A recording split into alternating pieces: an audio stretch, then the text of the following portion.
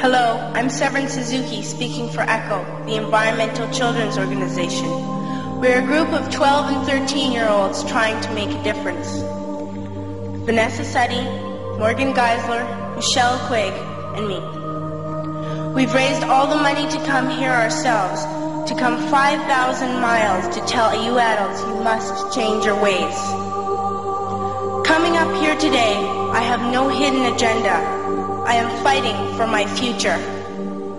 Losing my future is not like losing an election or a few points on the stock market. I am here to speak for all generations to come. I am here to speak on behalf of the starving children around the world whose cries go unheard. I am here to speak for the countless animals dying across this planet because they have nowhere left to go. I am afraid to go out in the sun now because of the holes in our ozone. I am afraid to breathe the air because I don't know what chemicals are in it. I used to go fishing in Vancouver, my home, with my dad, until just a few years ago we found the fish full of cancers. And now we hear of animals and plants going extinct, every day vanishing forever. In my life, I have dreamt of seeing the great herds of wild animals, jungles and rainforests full of birds and butterflies. But now I wonder if they will even exist for my children to see. Did you have to worry of these things when you were my age? All this is happening before our eyes, and yet we act as if we have all the time we want and all the solutions. I'm only a child and I don't have all the solutions. But I want you to realize neither do you. You don't know how to fix the holes in our ozone layer.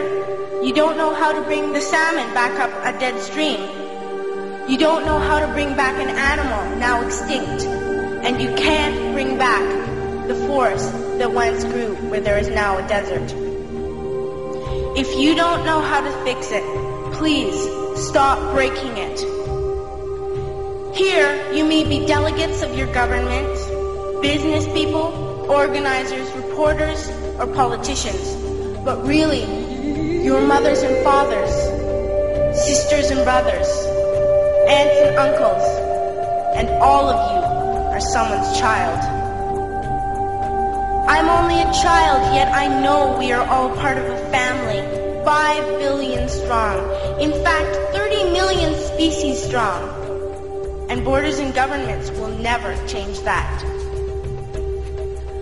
I'm only a child, yet I know we are all in this together and should act as one single world towards one single goal. In my anger, I am not blind, and in my fear, I am not afraid of telling the world how I feel.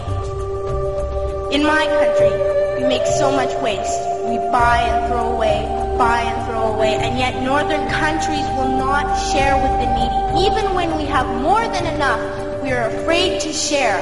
We are afraid to let go of some of our wealth.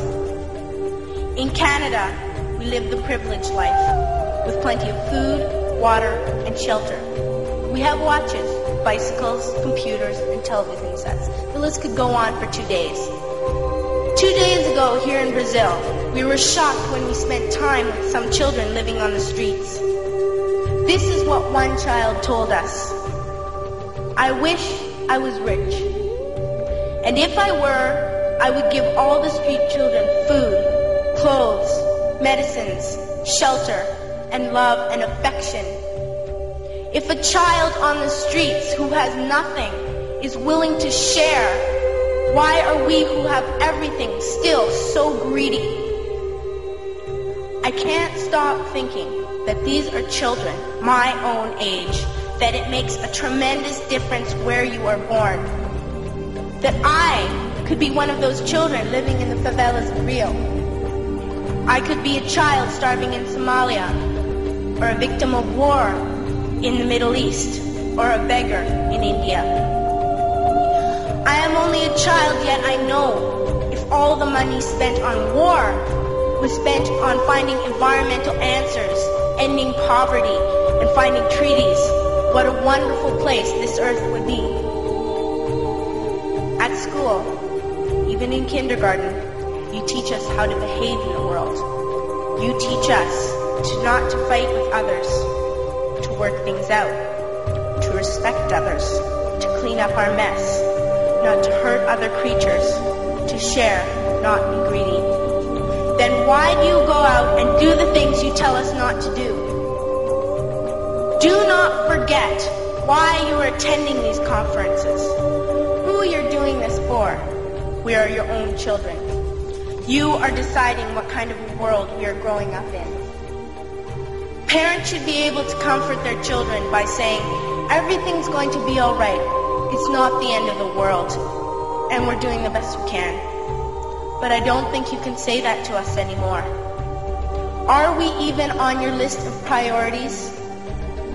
My dad always says, you are what you do, not what you say. Well, what you do makes me cry at night. You grown-ups say you love us, but I challenge you, please, make your actions reflect your words. Thank you.